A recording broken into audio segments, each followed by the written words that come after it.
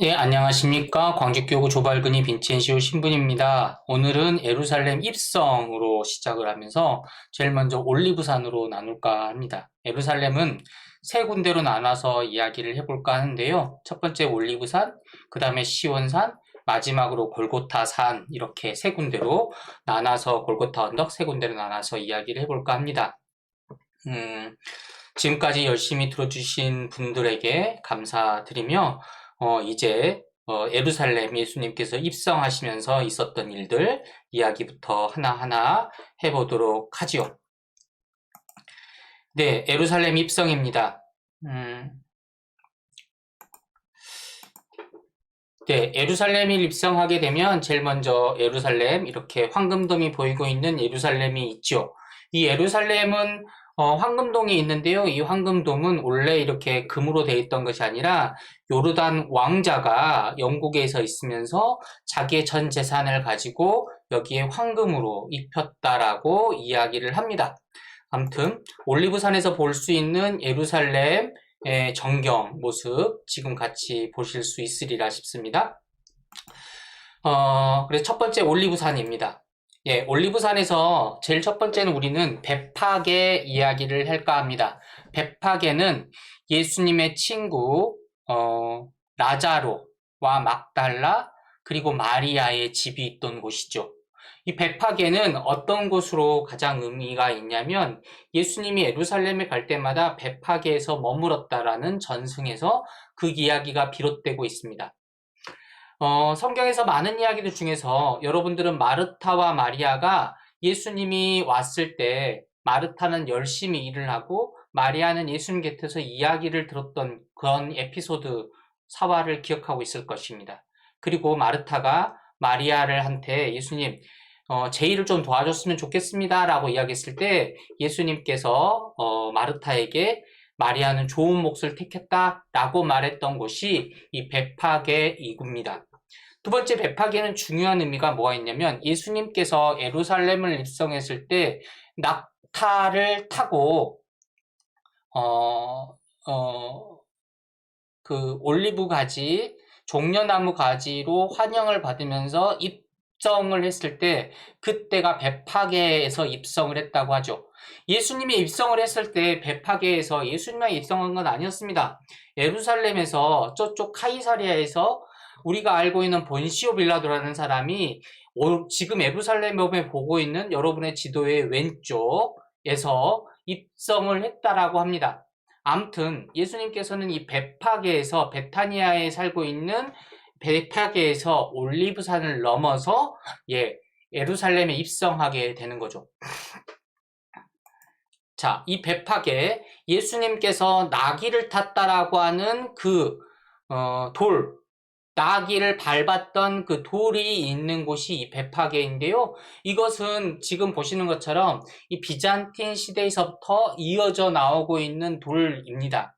예수님께서 이 돌을 밟고 나귀를 탔는지 안 탔는지는 모르겠으나 예수님께서는 분명히 이 올리브산을 통해서 입성을 했다는 것은 분명해 보입니다. 올리브 나무 자체가 굉장히 건조한 데 자라기 때문에 여기에는 많은 사람들이 살지 못했고 오히려 가난한 사람들이 노숙을 하는 사람들이 많이 살았던 곳이죠. 실제로 지금도 올리브산에는 사람들이 살고 있다기보다는 많은 예루살렘의 마지막 날에 부활하게 되면 거기에서 제일 먼저 구원받기 위해서 많은 사람들의 무덤이 있는 곳이 올리브산이죠. 올리브산이란 말 자체가 의미하는 것처럼 올리브 나무가 많이 심어졌다. 그 말은 이 곳에는 사람이 살고 있는 곳이 아니라 가난한 노숙자들이 살고 있다는 것이죠. 올리브산 끝쪽에 있는 이 베파게에서 예수님께서는 가난한 사람들의 환영을 받고 호산나 다윗의 자손이라는 이야기를 들으면서 이제 예루살렘에 입성을 하게 됩니다. 자, 이렇게 예루살렘에 입성을 하게 되는데요. 자, 요것만 의미를 가지고 있는 것이 아니라 이 베파게에서는 말라버린 돌무화과라는 사건이 있을 것입니다. 꽃보다 열매가 더 먼저 열어서 예수님께서 먹을 것 없는 돌무화과들을 죽여버린 그 사건이 있었죠. 그것도 바로 이 베파게입니다. 아무튼 이스라엘은 지금도 예루살렘에서는 지금도 성주간이 되면 네, 성지 주일날 바로 여기서부터 예수님 성지 행렬을 하고 있습니다. 굉장히 많은 사람들이 참여하고 있으면서 굉장히 큰 행사로 열려지고 있는 것이죠. 사람들이 저기 지금 부조에 보이는 것처럼 종려나무 가지를 흔들면서 예루살렘으로 입장을 할 수 있도록 도와주고 있는 곳이 바로 이 베파게입니다. 자, 예루살렘 입생은 21장 1절부터 11절까지 한 건 자칫 찾아보시면 좋을 듯 하고요. 바로 넘어가서 저희는 주님의 기도 기념성당으로 넘어가겠습니다.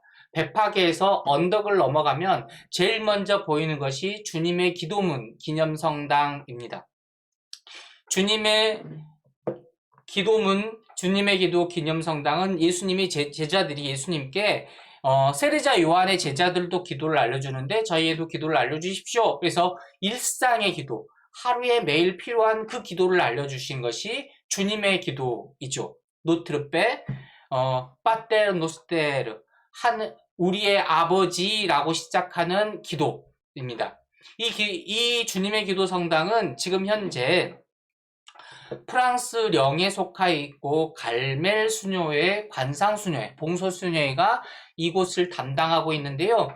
원래는 오클레앙의 공주 오홍주에게 이 령이 바쳐졌고 이 공주가 이 갈멜 수녀회에 들어가게 되면서 지금까지 갈멜 봉쇄 수녀회가 이곳을 담당하고 있지요.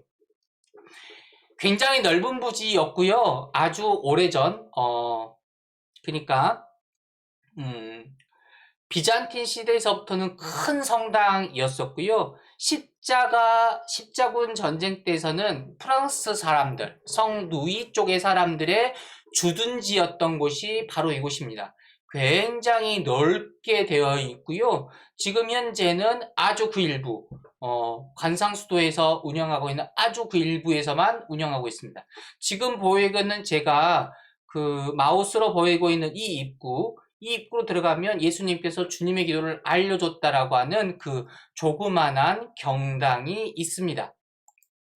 네, 주님의 기도 성당 들어가는 입구 사람들이 굉장히 많이 지금 보이고 있고요. 보시면 성당의 무리가 거의 부서져 있고 성당이 지금 회랑이 보통 사각형으로 있어야 되는데 십자군 전쟁 이후로 이게 보수가 되어 있지 않고 있다라는 겁니다. 자, 지금 여기가 주님의 기도 성당 지하에 있는 예수님께서 제자들에게 주님의 기도를 알려줬다고 하는 그곳 동굴입니다.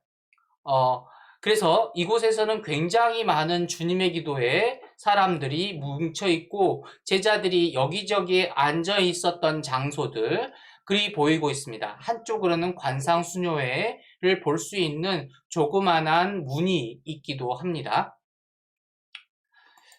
네, 여기가 그 주님의 기도 성당 경당 모습입니다. 지금 여기에 모이신 모습이 그대로 되어 있고요. 왼쪽으로 보이고 있는 기도문이 주님의 기도들을 하나하나 다 펼쳐놓고 있습니다.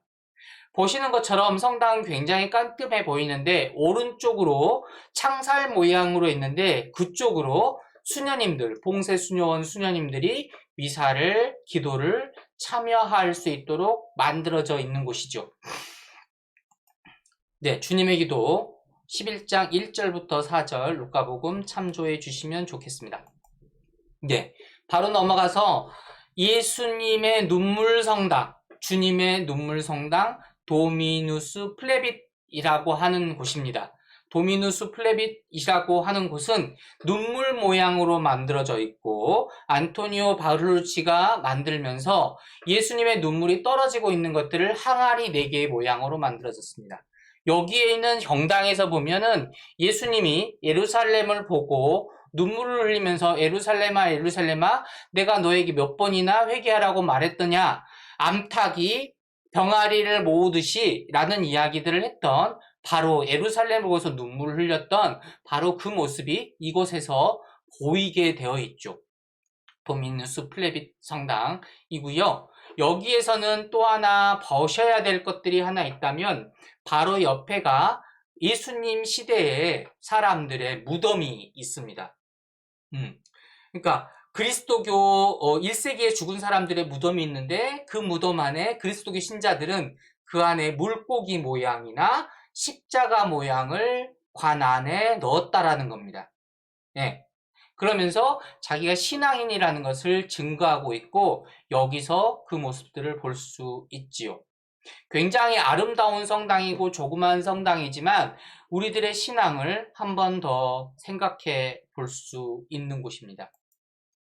자, 도미누스 플레빗 성당 외관에서 볼 수 있는 모습인데요. 밖에 향아리 4개가 눈물샘을 모을 수 있도록 만들어졌고 방금 반에서 봤던 경당 제대의 모양이 창으로 지금 보이는 모습으로 되어 있고 이 창을 통해서 밖을 보면 황금돔이 예루살렘의 정면이 보이게 되어 있습니다.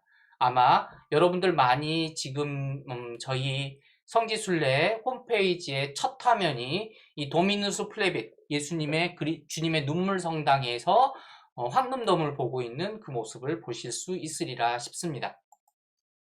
네, 이게 도미누스 플레빗 바로 앞마당에 있는 곳에서 황금돔을 찍은 곳인데요. 지금 보시는 것처럼 올리브산에 굉장히 많은 무덤들이 있습니다. 네, 이 계곡에 있는 안에서 많은 무덤들 발견할 수 있고요. 골짜기 하나를 넘어가면 골고타산, 왼쪽으로는 시원산이 보이게 되어 있죠. 네, 예루살렘에 보려면 예수님께서 눈물을 흘렸다는 루카복음 19장 41절부터 44절 함께 참조해 주셨으면 좋겠습니다. 자, 마지막으로 올리브산에 있는 마지막으로 겟세마니 동산을 이야기를 좀 해볼까 합니다. 지금 우리는 키드론 골짜기를 중심으로 해서 올리브산하고 골고타 언덕이 두 개를 구분하고 있고 키드론 골짜기 제일 밑에 올리브산 제일 아래쪽에 겟세마니 동산이 있습니다. 겟세마니 동산은 예수님께서 신음하며 마지막으로 잡혀갈지 몰라서 눈물을 흘렸던 곳, 그러니까 예수님께서 예루살렘에 입성을 하면서 입성을 했다가 잠시 물러나서 기도를 했던 곳, 그리고 예수님께서 잡혀갔던 곳, 예수님께서 걱정을 많이 하면서 기도했던 곳이 이 겟세마니 동산입니다. 올리브 나무들이 굉장히 많이 있는 곳이고요. 지금 올리브 동산 마지막 끝에 있는 곳이고 지금 이 들어가는 이 문이 사자문을 통해서 들어가게 되면 여러분 제일 첫 시간에 이야기했던 안나 성당이 바로 들어가게 되어 있죠. 자, 이 겟세마니 동산입니다. 겟세마니 동산을 저쪽 반대쪽, 그러니까 골고타 언덕 쪽에서 겟세마니 언덕 쪽을 보는 쪽입니다. 지금 오른쪽 끝에 보고 있는 것이 겟세마니 성당이고요. 이 골짜기가 있기 때문에 이 골짜기를 넘으면 골고타 언덕으로 올라가게 돼 있죠. 자, 겟세마니 동산입니다. 예수님께서 마지막으로 아버지에게 제발 이 잔을 제게서 거두어 주소서라고 기도를 하면서 제자들에게 잠시라도 나하고 함께 기도하자라고 말했던 바로 그것이 겟세마니 동산입니다. 겟세마니 동산에서 기도했던 그곳에는 올리브 나무들이 굉장히 많이 남아 있는데요. 예수님이 눈물을 흘렸던 것을 기억하고 있는 것은 아마도 이 올리브 나무만이 있을까 아닐까 싶습니다. 그런데 올리브 나무는 200년이 원래 살 수 있는 한계라고 합니다. 근데 올리브 나무는 그 씨앗이 떨어져서 원래 고목 안에 다시 또 피고 또 그 고목 안에 다시 피기 때문에 원래 이 고목은 예수님 시대에서 아마 예수님의 눈물을 보지 않았을까 싶고요. 이거는 겟세마니 동산 바로 앞에 있는 올리브 나무입니다. 예, 겟세마니 성당의 성당 아니고요. 방금 보이시는 것처럼 겟세마니 동산에 있는 것들이 하나하나 이어져서 이렇게 만들어져 있습니다. 이 지붕은 파란 하늘로 되어 있고 엄청나게 어둡게 되어 있습니다. 왜? 겟세마니 동산에 예수님께서 한밤을 지새면서 기도를 했다. 그것을 표시하기 위해서 하늘이 꺼멓고 파란색으로 만들어져 있으며 마치 뽕뽕이처럼 불긋불긋하게 만들어져 있는데요. 그 이유는 예수님의 고난의 시간들을 하나하나 여러 가지로 표현하기 위해서 만들어 놨다고 합니다. 여러 나라에서 만들었기 때문에 여러 나라에서 이 성당을 짓는데 많은 후원을 했기 때문에 이 성당은 겟세마니 성당 혹은 걱정의 성당, 또 다른 말로 만국의 성당이라고도 합니다. 이 만국의 성당이라고 하는 이유는 여러 가지 교회에서 여러 나라에서 후원을 통해서 만들었기 때문에 그렇습니다. 겟세마니 동산에서 쭉 이어져 있는 이것들을 볼 수 있으실 거고요. 자, 이 성당은 예수님의 제자들이 예수님과 함께 밤을 지새지 못하고 잠을 잤던 잠을 잤던 동굴이라고 합니다. 제자들의 잠성당, 제자들의 수면성당이라고도 보통 표현을 하고요. 여기에는 아주 작은 성당이지만 제자들이 구유 밑에, 지금 제대 밑에서 자고 있는 모습들을 충분히 보실 수 있으실 거고요.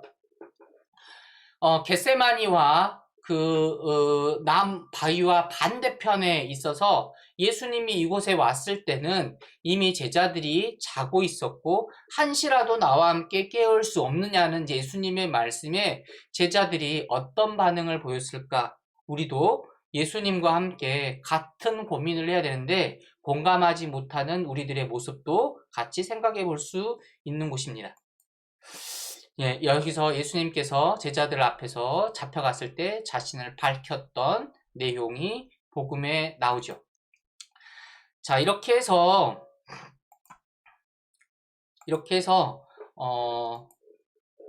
예루살렘 입성, 올리브산의 내용들을 춤 하나하나 설명을 좀 해 보았습니다. 조금 이곳까지 오게 되면 기쁨보다 슬픔 혹은 걱정이 더 많이 드는 곳이죠. 예수님께서 올리브산에서 굉장히 많은 활동을 했지만 올리브산 자체는 굉장히 가난한 사람들이 살았던 곳이고 또 겟세마니도 마찬가지로 그런 곳이죠. 언덕 자체에 올라가는데 굉장히 가파르게 되어 있는 곳이기도 합니다. 자, 오늘 이제 예루살렘에 입성하게 되면 제일 먼저 가는 곳이 겟세마니인데요. 이 겟세마니에서 같이 기도하면서 주님과 함께 살아갈 수 있는 신앙인 될 수 있도록 함께 기도하셨으면 좋겠습니다. 마침 기도로 영광송 드리겠습니다. 성부와 성자와 성령의 이름으로 아멘. 영광이 성부와 성자와 성령께 처음과 같이 이제 항상 영원히 아멘. 주님께서 여러분과 함께 또한 사제와 함께 전능하신 천주 성부와 성자와 성령께서는 여기 모인 모든 이들, 이 기도에 참여하는 이들, 이 미사에 봉헌하는 이들, 이 강의에 참여하는 모든 이들에게 강복하소서. 주님을 찬미합시다. 하느님 감사합니다. 예, 감사합니다. 다음 시간에 뵙겠습니다.